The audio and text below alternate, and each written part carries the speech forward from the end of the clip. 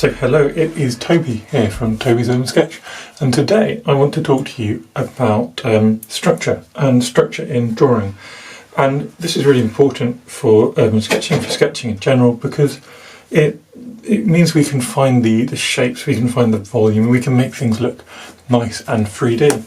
So just going to give you a sort of 3-step process to finding the structure, and we're going to use as an example a pear, which is a fairly classic example. So what is step one? Step one is looking for those big shapes. So in our little pear, we've got a sort of triangle here, and then we've got a circle, and then we've also got a little sort of, let's call it a line or a bent rectangle. And this is our initial sort of structure, but this is a very 2D shape. So even if we then go and we add in our outline, so we're now just sort of formulating the 2D, accurate-ish 2D shape. It's still very much a 2D shape. This could be anything. It looks like a pear, but that's because we're good at recognising it as a pear. But the actual 3D shape could be anything. So what is step 2? So step 2 is finding the planes of an image. And the planes, if we draw a cube, for example, well, this is one side, the next plane is here, the next plane is here. So a plane is where a surface changes angles. And obviously in a pear, this is more complicated. So you can take a bit more care, you can get very detailed, or you can be less detailed. So if we take our example, we could start down here and we can pick out these areas where we feel like the plane is changing. An easy way of picking them out might be where the light is different. It's not always the case. In person, if you have a pear sat in front of you, it's much easier to tell where the planes are changing because our eyes see in 3D, they see in stereo. On a picture, we have to rely on cues and clues, like where the light is. But we can still build up these kind of ideas of where the planes are changing. And we get this sort of hodgepodge of polygons over our pear, really. And we could keep going, But this is, the kind of thing we're aiming to produce. And one more here. And I think that will do us for now. So we've now got these kind of planar boundaries mapped out. So step 1, the big shapes, the outline. Step 2, starting to build up the actual structure, shape of our image. And what is step 3? It's finding the light and the shadows, and with that we're doing a little bit of shading or hatching. So if we take our square here, our cube, we might go, well, the light's on top, so this is a little bit darker, and this is darker still, and then there's another shadow which is leading off here. So these are our values. This is where we're finding these shadows. How does this work here? Well, what we need to do is go around our shapes and quickly just find those values.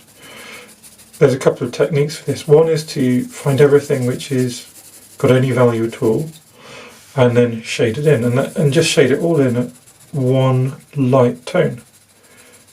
So that's what I'm kind of doing now. And then what we could do is we could go back and go, well, actually this one's darker, so we go over it and we build up the value like that. And if we just go around and just complete the edge of this.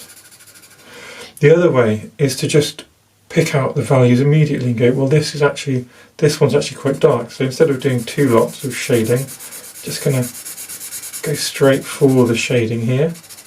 Actually, there's a bit of light here. Then there's a bit of shade here, so I probably need to add in an extra sort of structural line like that. Here's a bit lighter, but it's still got some shade, and we move around and we build up our shade and shadows in this manner. And then this is a bit more dark, so you get the idea hopefully that it's just about gradually moving around the image building up this shade.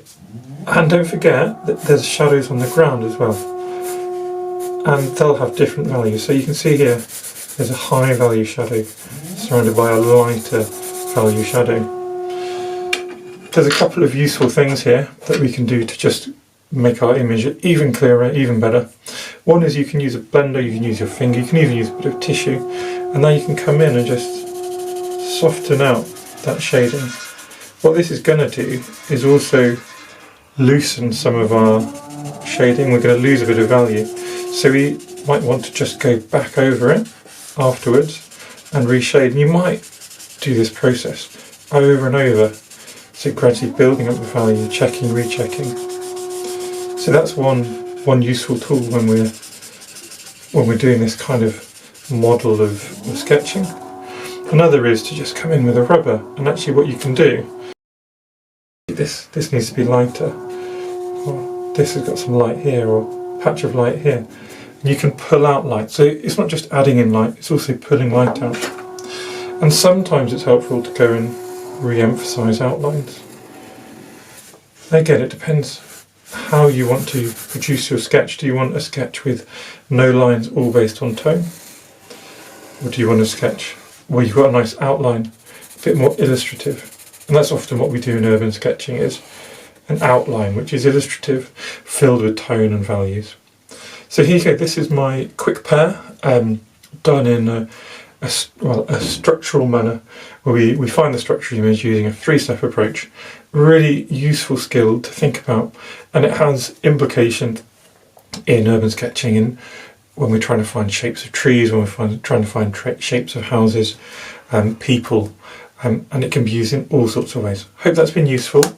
Do let me know in the comments, and thank you very much for watching.